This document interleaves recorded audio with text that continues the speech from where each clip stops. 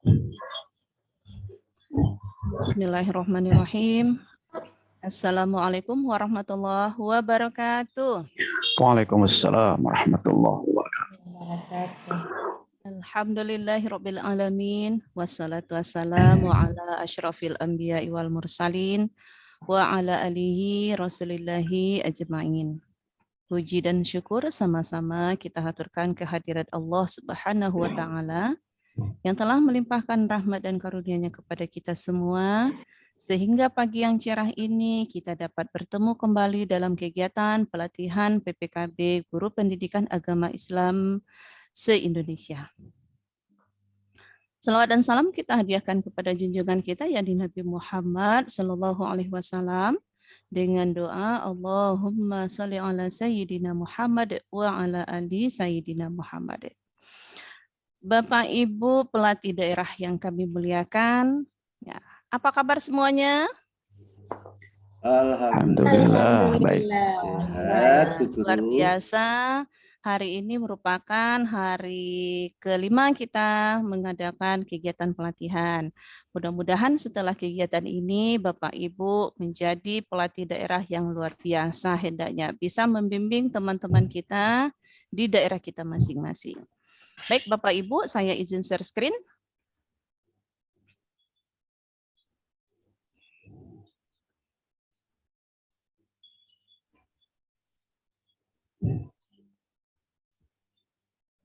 Oke, baik.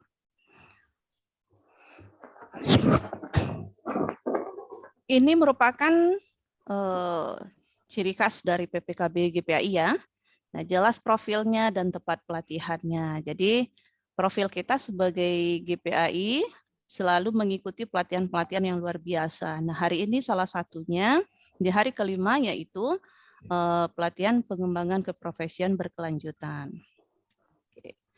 Kali ini materi yang akan kami sampaikan yaitu praktik karya inovatif teknologi tepat guna dalam pembelajaran berbasis komputer.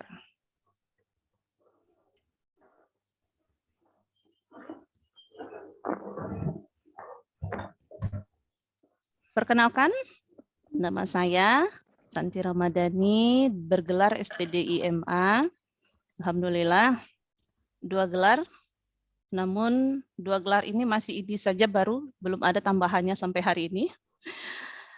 Oke, tempat tanggal lahir Padang 30 Juni 1982. Sengaja tahunnya tidak dibuat supaya Bapak Ibu bisa penasaran. Yang sebaya mungkin aman, kalau yang lebih tua dari saya, masih kecil ternyatanya gitu ya. Jadi makanya sengaja tahunnya tidak dibuat. Saya bertugas di SD Negeri 02 Lubuk Buaya sebagai kepala sekolah. Nomor HP saya 0853 6350 9653. Baik, ini email dan juga media sosial yang bisa kita gunakan untuk silaturahmi lanjutan. Bapak dan Ibu hebat yang luar biasa,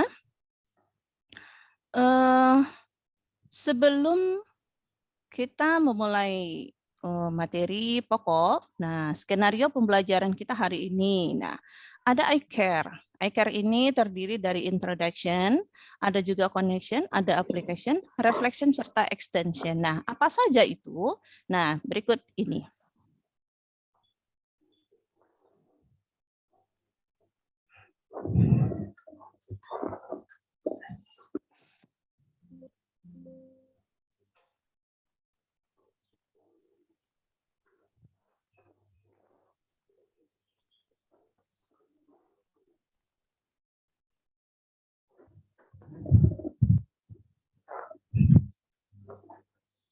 Oke, Bapak dan Ibu, saya ada ice breaking. Caranya begini. Saya mohon Bapak Ibu mengikuti. Nah, ice breaking-nya ketika saya mengatakan 1 kali ber. Nah, 1 kali ngomong ber ya, ber BER, 1 kali ber. Nah, Bapak Ibu bilang ber. Gitu ya. Jadi yang kedua saya mengatakan 2 kali ber, Bapak Ibu jawab ber. Bisa ya? Nah, yang ketiga, ketika saya mengatakan 3 kali Bapak Ibu jawab ber. Nah, yang keempat, ketika saya mengatakan berkali-kali maka Bapak Ibu jawab berkali-berkali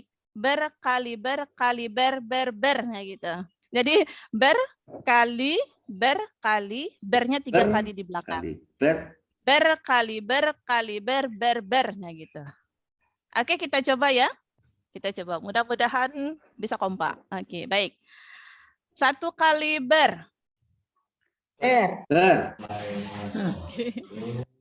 Terkejut. Oke, kita yang kedua. 2 kali Terus. Oke, 3 kali berkali. Oke. Nah, sekarang berkali-kali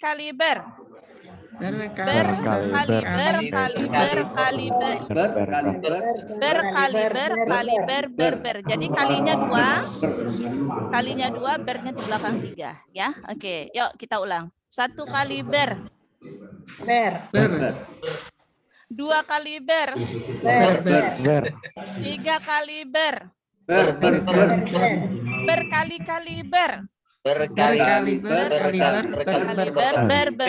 Oke, tepuk tangan semuanya. Bagus sekali. Oke, baik. Bapak Ibu, nah pertama kami mohon kita sepakati dulu kontrak belajar. Yang pertama, Bapak Ibu semuanya harus aktif mengikuti kegiatan pada sesi ini. Yang kedua, mohon suara mic masing-masing di-mute-kan. Ya, jadi ketika butuh untuk ngomong nanti baru silakan raise hand terlebih dahulu, baru kita izinkan untuk bicara. Bapak Ibu silakan menyampaikan. Oke, sepakat ya? Halo Bapak Ibu, sepakat ya? Oke, terima kasih. Nah, berkaitan dengan materi kita tentang teknologi tepat guna. Nah, teknologi. Bapak Ibu silakan amati gambar berikut.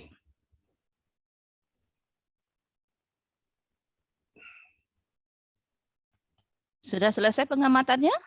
Sudah, Bu. Berikan pemikiran dari Bapak Ibu, kira-kira dari ini apa? Yang ada di layar ini apa? Silakan. Bapak Ibu silakan untuk memberikan pendapatnya. Pak Pri, silakan. Pendapat tentang apa? Ini. Ada tanda tanya merah yang sungguh besar berkaitan dengan gambar ini. Itu gambar teknologi yang saya tidak mengenal dan tidak punya. Oke. Ya. Itu kayak ruang angkasa ya, Bu. Gambar teknologi yang canggih. Pesawat ulang-alik. Iya, semacam itu. Baik. Makanya saya tidak pernah ngerti. Iya. Oke. Baik. Terima kasih Bapak dan Ibu. Oke, baik. Terima kasih Bapak dan Ibu. Jadi ini merupakan salah satu ciri dari teknologi atau salah satu bentuk dari hasil teknologi. Nah, jadi teknologi ini memang berbagai macam bentuknya. Nah, teknologi itu juga bisa dimanfaatkan untuk semua hal.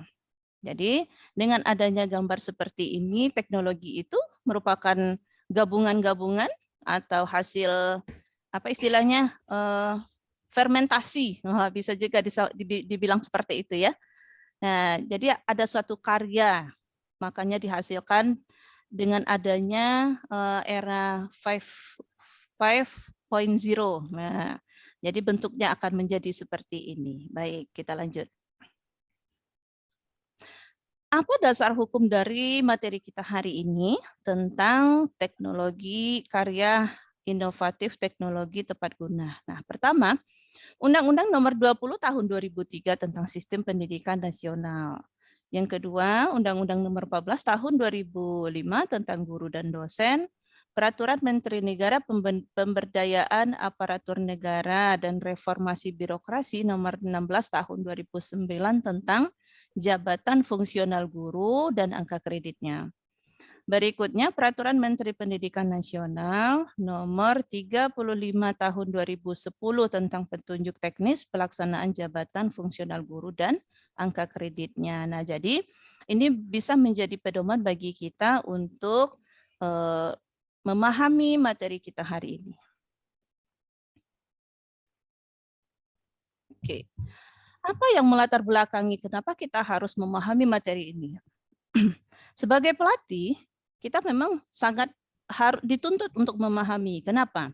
Nah, apa sih urgensinya praktik karya inovatif ini, terutama dalam pembelajaran berbasis komputer? Jadi, teknologi itu lebih diarahkan kepada yang berbasis komputer.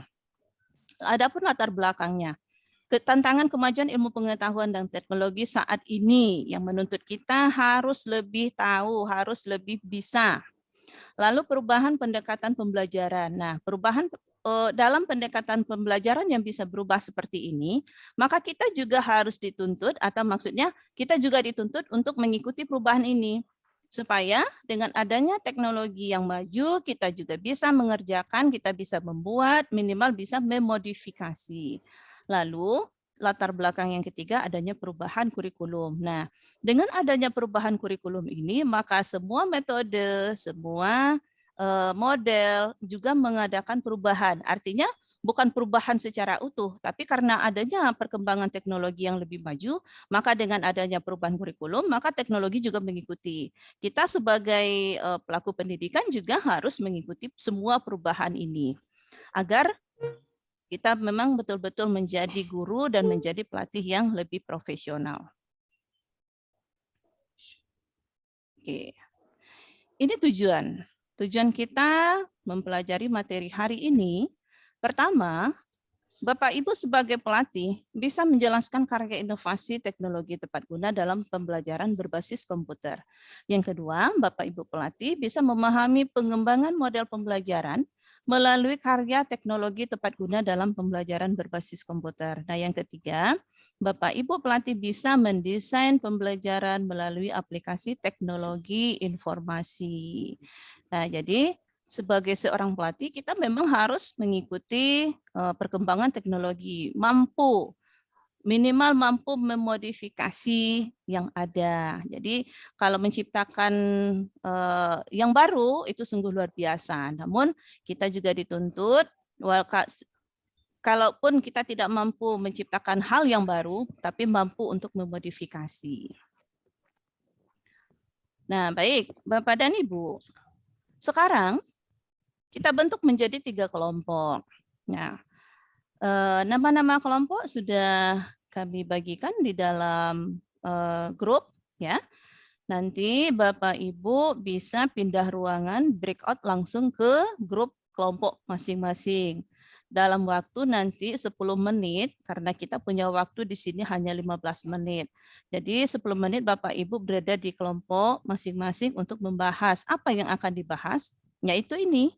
Bapak Ibu, setiap kelompok mengisi LK1 tentang karya inovatif teknologi tepat guna dalam pembelajaran berbasis komputer. Nah, LK-nya ada berikut. Lalu setiap kelompok mendesain sebuah bahan ajar berbasis PowerPoint. Nah, jadi sebagai pelatih kita memang dituntut untuk mampu membuat bahan ajar yang menggunakan PowerPoint. Nah, lalu setelah selesai kedua pekerjaan ini, kedua tugas ini, Bapak Ibu mengirim tugasnya ke link drive tugas yang ada pada grup yang sudah kami sediakan. Jadi link drive-nya ini disediakan satu kelompok hanya satu link saja untuk mengumpulkan. Nah, ini tugas yang akan Bapak Ibu buat LK-nya, ya. Oke. Nah, jadi di dalam LK ini ada pengertian yang akan dijelaskan. Maksudnya pengertian dari karya inovatif teknologi tepat guna itu apa? Lalu jenis karya teknologinya apa? Jadi di sini. Jadi sebagai pelatih daerah, Bapak Ibu harus memahami kelima materi ini. Apa sih bukti fisik yang bisa digunakan? Apa pula bentuk atau jumlah angka kredit yang bisa dimanfaatkan di sini? Nah, ini tugas dari Bapak Ibu pelatih daerah memahamkan hal ini. Oke, baik. Silakan Bapak Ibu pindah dulu ke kelompok masing-masing, ke breakout ya. Baik, setelah diskusi selesai, Bapak Ibu kembali ke ruangan ini. Nah, sekarang saatnya kita melakukan presentasi. Nah, untuk presentasi kelompok, akan masing-masing kelompok itu mewakili 1 orang saja. Baik, untuk kelompok 1, silakan Bapak Asfahani untuk presentasi. Ya, baik. Untuk penampilan kelompok 1, silakan apakah ada kelompok lain yang menanggapi? Kira-kira bagaimana? Oh, dengan adanya penampilan kelompok 1 tadi, apakah sudah cocok atau ada tambahan? Boleh, silakan kelompok 2 dan 3. Kelompok 2 Pak Pri, silakan. Kalau ada tambahan, monggo dipersilakan. Udah bisa pula bahasa Jawa ya. Oke, baik. Terima kasih Pak Pri. Luar biasa sekali masukan untuk kelompok 1. Oke, kami persilakan kepada kelompok 3, Ibu Nadimah. Ya, bagus sekali Ibu Nadimah. Terima kasih. Baik. Untuk kelompok 2 dan 3 sudah selesai penampilannya. Alhamdulillah. Terima kasih. Luar biasa sekali untuk tampilan hari ini. Oke. Baik, Bapak dan Ibu. Setelah kita membahas materi ini bersama dengan sesama pelatih daerah, lalu sekarang coba kita selesaikan 2 masalah ini. Kira-kira apa sih masalah yang Bapak Ibu rasakan, yang Ibu temui ketika membuat bahan ajar atau bahan presentasi atau desain BIMTEK yang berkaitan dengan teknologi tepat guna ini. Nah, oke, jika ada silakan. Apa kira-kira yang permasalahan yang kita temui? Kan sekarang kita mendesain BIMTEK untuk teknologi tepat guna. Nah, bisa jadi seperti ini. Bu, saya belum mahir menggunakan laptop. Nah, bisa jadi seperti itu kan. Nah, Bu, ini kendalanya di spek pada laptop saya itu masih yang lama. Saya belinya 10 tahun yang lalu. Nah, bisa jadi seperti itu. Nah, kalau hal itu yang menjadi masalah, solusinya adalah hanya satu, lem biru. Diberikan ke orang lain, terus beli yang baru gitu. Kalau masalahnya di perangkat kita ya. Oke, baik. Nah, kira-kira dari masalah-masalah yang kita temui, selain dari perangkat ya, kalau yang masalah yang kita temui ini yang akan kita bahas tentunya masalah dari materi ini, pemahaman materi, terus bagaimana cara kita menyampaikan kepada guru-guru. Oke. Nah, dari masalah yang kita dapatkan ini tentunya kita juga punya solusi masing-masing. Ketika kita belum mahir menggunakan atau membuat desain BIMTEK, tentunya kita harus membiasakan diri. Nah, untuk desain-desain ini kita membutuhkan gambar, membutuhkan kalimat-kalimat yang penting di dalam ini. Maka untuk desain itu yang paling penting kita perhatikan yaitu ada teks yang menjadi data utama. Nah, jadi data utama dari materi kita ini contohnya, yaitu karya inovatif, teknologi tepat guna, itu kan data utama. Nah, itu fokus pada materi kita. Jadi itu yang jadi poin penting pada materi kita ini. Lalu adanya grafis yang menjadi pendukung seperti gambar, seperti apa ini namanya? Ini yang kotak-kotak seperti ini. Lalu gambar-gambar ini. Nah, ini menjadi pendukung namanya. Atau sebaliknya, gambar ini yang menjadi data utama, lalu teks ini yang pendukung. Nah, jadi untuk tampilan-tampilan desain itu, kita memang harus memperhatikan jangan terlalu banyak gambar-gambar pendukung sehingga kata-kata kita yang menjadi data utama itu hilang, ditelan. Nah, terus terang memang kita lebih cenderung untuk menggunakan gambar-gambar pendukung ya, contohnya kita foto keluarga, foto di pantai. Ya, memang kalau kita memandang itu memang sungguh bagus, tapi dalam desain itu sehingga kata-kata tertutup oleh gambar-gambar tadi. Nah, jadi memang harus kita perhatikan teks yang menjadi data utama, yang kedua grafis yang menjadi pendukung, atau sebaliknya, grafis menjadi data utama atau teks yang menjadi data pendukung. Nah, seperti itu. Baik. Nah, ini yang perlu kita perhatikan sedikit. Materi yang sudah kita pelajari ini, nah, jenis dan kategori karya inovatif sudah kita pelajari. Baik, kita bahas sedikit jenisnya. Tadi ada berapa, Pak Pri? Bagus, ada 3, betul sekali. Oke. Nah, ini yang perlu kita jawab. Apa sih kelebihan dan kekurangan jika kita membuat karya inovatif teknologi tepat guna dalam pembelajaran atau dalam mendesain BIMTEK? Nah, kira-kira Pak Aspahani, Siap. apa sih kelebihannya kalau kita menggunakan teknologi tepat guna dalam membuat suatu karya?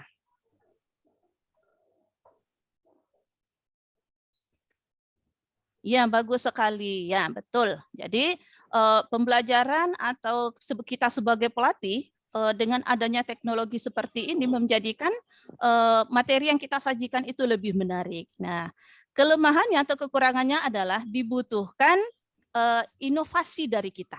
Nah, kalau kita tidak punya inovasi, tidak punya jiwa seni, maka kita akan merasakan bahwa teknologi itu menyulitkan, menyakitkan, sehingga ya udah matikan laptop, tutup, tidur gitu. Akhirnya seperti itu ya. Baik. Jadi Bapak dan Ibu semua, inilah materi kita hari ini, desain BIMTEK karya inovasi teknologi tepat guna dalam pembelajaran berbasis komputer. Nah, jadi kami tunggu nanti tugas Bapak Ibu, silakan dikirim ke link yang sudah kita sediakan ya. Oke. Oke, baik. Bapak Ibu, demikian materi kita hari ini. Saya tutup dengan pantun. Selasa pagi sungguh mempesona, karena semalam rasa mimpi jadi pejabat. Enak ya, cuma mimpi. Demikian materi kita. Semoga jumpa kembali dengan Bapak Ibu pelatih yang hebat. Kita akhiri dengan membaca Alhamdulillahirrabbilalamin. Assalamualaikum warahmatullahi wabarakatuh. Waalaikumsalam.